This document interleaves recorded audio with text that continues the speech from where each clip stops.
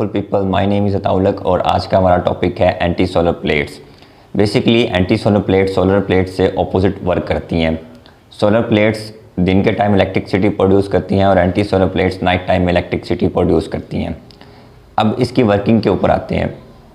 होता यह है कि दिन के टाइम सूरज गर्म होता है और ज़मीन ठंडी होती है, and at the night time सूरज का टेम्परेचर लो हो जाता है और अर्थ का टेम्परेचर कुछ टाइम के लिए हाई हो जाता है।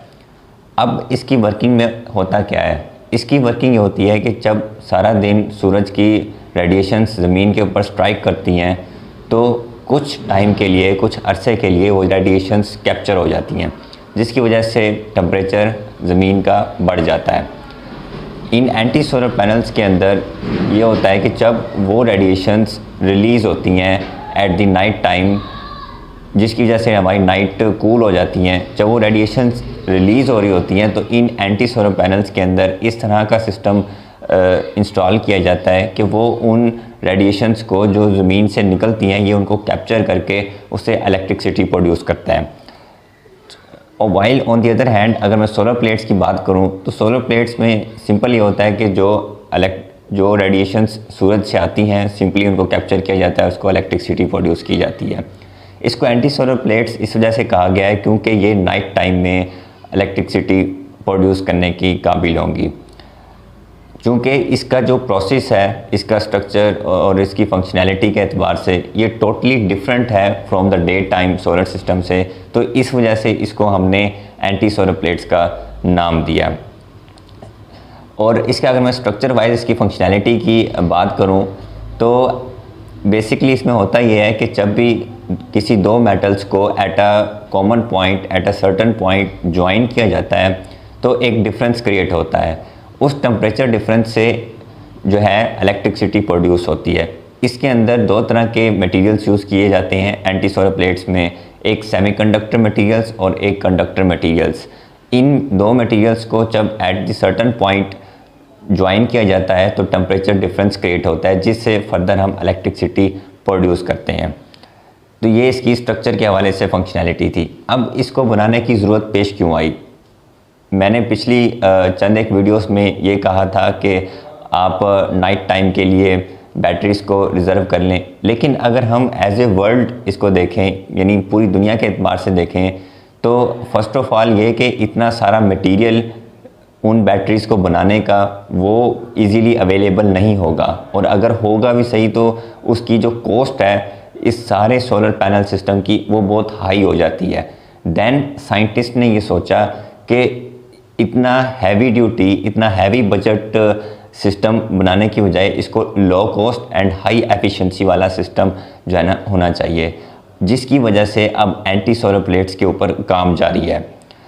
इन एंटी सोलर प्लेट्स की वजह से हमारे पास जो बैटरीज़ का इशू है कि नाइट टाइम के लिए जो हम बैटरीज़ लेते हैं जो राउंड अबाउट कोई 4 से 5 साल चलती हैं, उसके बाद वो ख़त्म हो जाती हैं, उन बैटरीज़ का भी इशू हमारे पास सॉल्व हो जाएगा। यानी हमें बैटरीज़ नहीं लेनी पड़ेंगी।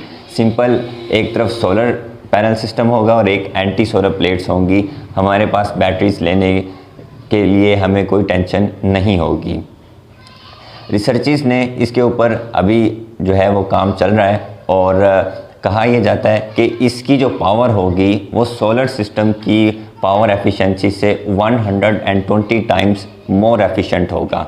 यानी अगर लेट्स से कोई भी अमाउंट में दिन के time solar plates electricity produce कर रही हैं तो उससे 120 times more efficient power and electricity anti solar plates produce करेंगी। यानी वो रेडिएशंस के जो अर्थ पर स्ट्राइक करने के बाद कुछ अरसे के लिए, कुछ टाइम के लिए इधर ही स्टोर हो जाती हैं और एंड देन वो रिलीज़ होती हैं, स्कैप आउट होती हैं, तो वो जो स्कैप आउट होने वाली रेडिएशंस हैं उनके थ्रू भी हम जो है इलेक्ट्रिसिटी प्रोड्यूस कर सकेंगे, जो कि जैसा कि एंटी सोलर प्लेट्स में हो रहा है। तो नो डाउट इसकी अगर जो ओवरऑल अगर सिस्टम ये बन जाता है तो जो बैटरीज़ का हमारे पास इशू है वो भी हमारे पास सॉल्व हो जाएगा और एक मीडियम बजट के अंदर हमारे पास हाई एफिशिएंसी सिस्टम जो है वो बिल्डअप हो जाएगा।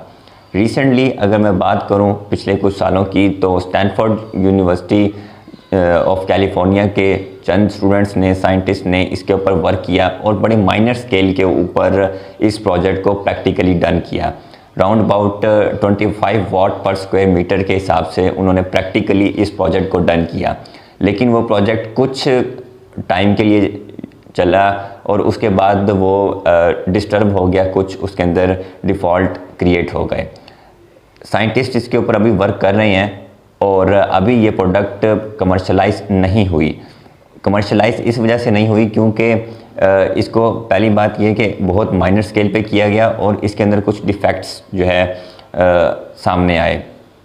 लेकिन बहरहाल ये एक कॉन्सेप्ट साइंटिस्ट ने अचीव कर लिया है और इन फ्यूचर ये चीज़ इंशाल्लाह प्रैक्टिकली मार्केट में आएगी। अगर मैं सोलर सिस्टम की बात करूं तो वो इस वक्त 550 वाट के ऊपर एग्जिस्ट कर रहा है। आई थिंक 150 वाट से ये सिस्टम शुरू हुआ था और अब ये 550 वाट तक पहुंच गया है। तो जब ये एंटी सोलर प्लेट्स वाला सिस्टम 500 या 150 वाट तक अपनी एफिशिएंसी शो करेगा या इससे भी ज़्यादा या सोलर पैनल सिस्टम के लेवल तक आएगा तो तब इस चीज़ को हम कमर्शलाइज करेंगे। होप टू सो कि 2 से 3 साल राउंड अबाउट लग जाएंगे इसको मार्केट में आने के लिए। लेकिन बहरहाल स्टैनफोर्ड यूनिवर्सिटी के जो कैलिफोर्निया की यूनिवर्सिटी है उसके जो साइंटिस्ट हैं वो उसके ऊपर वर्क कर रहे हैं। लेकिन 2 से 3 साल इसके अंदर फर्दर लग जाएंगे इस चीज़ को प्रॉपर कमर्शलाइज करने में और मार्केट में इस प्रोडक्ट को लाने में। अगर आपको मेरी ये वीडियो अच्छी लगी है तो काइंडली लाइक करें, शेयर करें, सब्सक्राइब करें